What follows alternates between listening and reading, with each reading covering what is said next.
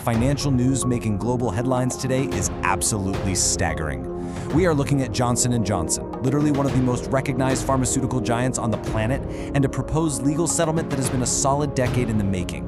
If you've been following the ongoing legal battles surrounding consumer products, you already know this is a massive landmark moment. It's the kind of deal that could completely redefine how global corporations handle large-scale risk moving forward. Let's start with Section 1, the multi-billion-dollar deal.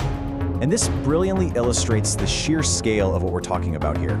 $5.5 billion. That is the massive settlement figure Johnson & Johnson has officially offered to resolve tens of thousands of lawsuits in the United States. These are lawsuits alleging that the company's now discontinued talc-based baby powder caused ovarian cancer. Look, when a number with this many zeros hits the legal wire, it sends shockwaves through the corporate world, right? It represents a monumental financial undertaking designed to basically close the book on an era of relentless litigation. It's a calculated corporate strategy, trading a huge upfront cost to eliminate the vast unpredictability of future jury trials. But what does $5.5 billion actually buy you? Well, this massive sum is intended to cover roughly 69,000 individual cases. To put that into perspective, that represents a staggering 99.75% of all the outstanding talc-related federal and state cases in the US. This isn't just a partial fix or some regional settlement. This is an attempt at a total systemic sweep. They are trying to address nearly every single claim currently sitting on the US docket in one comprehensive package, effectively neutralizing the legal threat across the entire country. However, as we know, an offer is really just an offer until the ink is dry. While that $5.5 billion number is huge, the deal is not actually finalized yet. For this agreement to become a reality, 95% of the claimants across both state and federal courts must explicitly accept the offer. Think about the logistics of that for a moment. It is a massive consensus-building hurdle. It means the lawyers and tens of thousands of individual plaintiffs scattered all across the country all have to evaluate this specific deal and overwhelmingly agree that yes, this is the best possible outcome. And after 10 long years of courtroom battles, you can really sense the deep fatigue on both sides of the aisle. For Johnson & Johnson, their head of litigation, Eric Haas, stated quite plainly that this agreement allows the company to simply put this matter behind it. And the relief isn't entirely one-sided either. Lawyers representing the plaintiffs have also welcomed the settlement, calling it a really good resolution to a decade-long battle.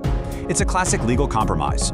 It's that crucial moment where both sides decide that the certainty and closure of a settlement are ultimately worth way more than facing years of ongoing, highly unpredictable trials. Moving on to Section 2, Talc and Health Concerns.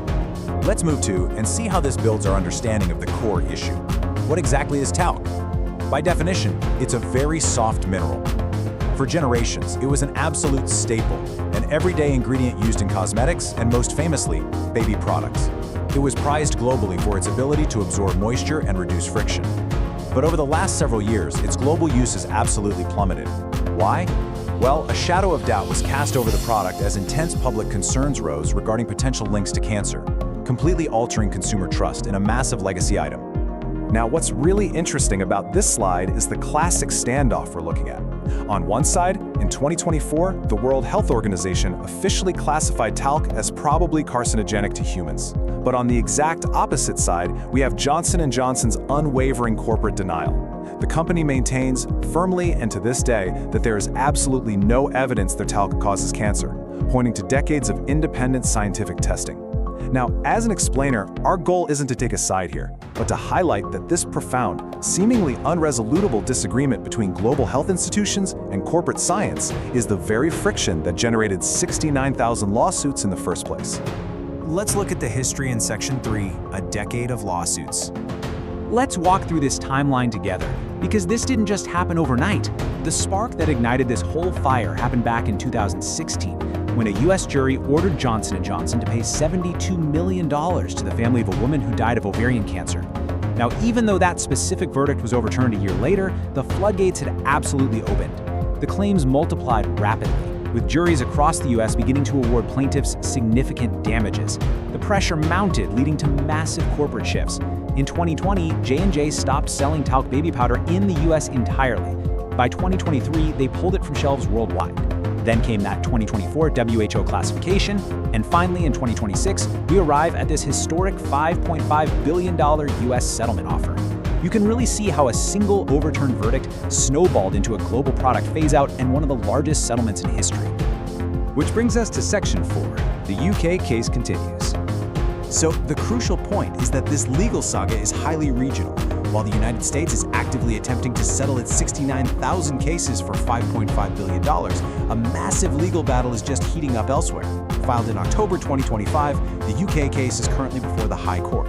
It is the largest product liability case in UK history, featuring more than 7,000 potential claimants. These plaintiffs allege the company knew its talc could cause cancers, chiefly ovarian and mesothelioma, but continued to sell it anyway. And just as they did in the US, Johnson & Johnson completely denies these claims. So as one massive door potentially closes in America, a record-breaking one swings wide open in Britain. Which brings us to the ultimate takeaway from all this data.